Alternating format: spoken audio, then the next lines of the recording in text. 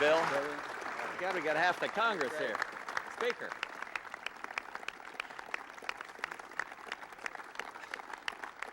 Thank you very much. Congressional action. And let me make one thing very, very clear. Clean air is too important to be a partisan issue.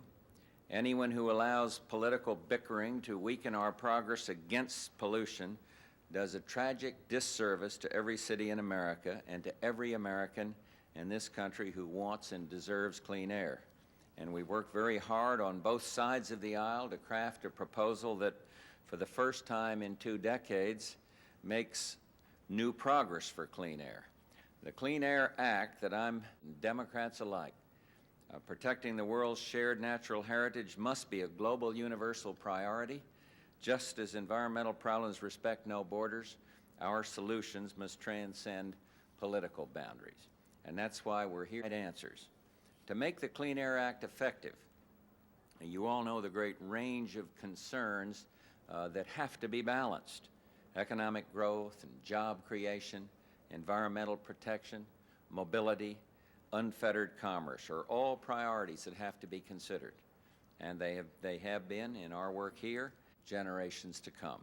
This piece of legislation will see to it that every American in every city in America will breathe clean air. It will stop the degradation that's been caused by acid rain by the end of this century, and it will cut airborne toxic chemicals from major sources by at least 75%. Those are the goals that I outlined back in June, but the bill does more than set bold objectives. It meets those goals in economically efficient ways, tapping the power of the marketplace, encouraging flexibility, calling on American ingenuity in areas like alternative fuels, and relying on the talents and insights of those affected to find the solutions. This bill matches the touch on here. First, this is one of the most aggressive pieces of environmental legislation competing on the Hill. It will, for example, reduce sulfur dioxide emissions by 2 million tons more than the most popular acid rain bill currently in the House. And second, for the reductions in airborne toxic chemicals we seek, this legislation calls for some very tough standards. New sources must do more than match existing average control technology. They must be as good as the best. Our regulations will ensure that every industrial plant in the country has the best available control technologies that we know of in practice. And third, we've proposed a streamlined permit system for all of the Clean Air Act's requirements to ensure that each source meets all applicable limits for air toxics, smog, and acid rain. And finally, this legislation has teeth. It provides tough sanctions for cities that don't make reasonable efforts and significant progress. And to deter future crimes against the air we breathe, any individuals who willfully violate the Clean Air Act will face felony-level criminal sanctions. They will be carefully, definitively applied, however. This bill makes sure that the polluters will pay. And it's time to break the gridlock on this issue.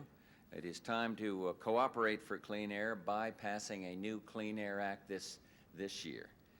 Bill Riley, our able administrator, and trusted Secretary of Energy Jim Watkins and I will work closely with you members on the Hill to make clean air the law of this land. Americans deserve it.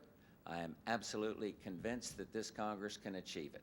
And thank you all for coming down here today, and now we'll formalize this by one signature, and thank you all.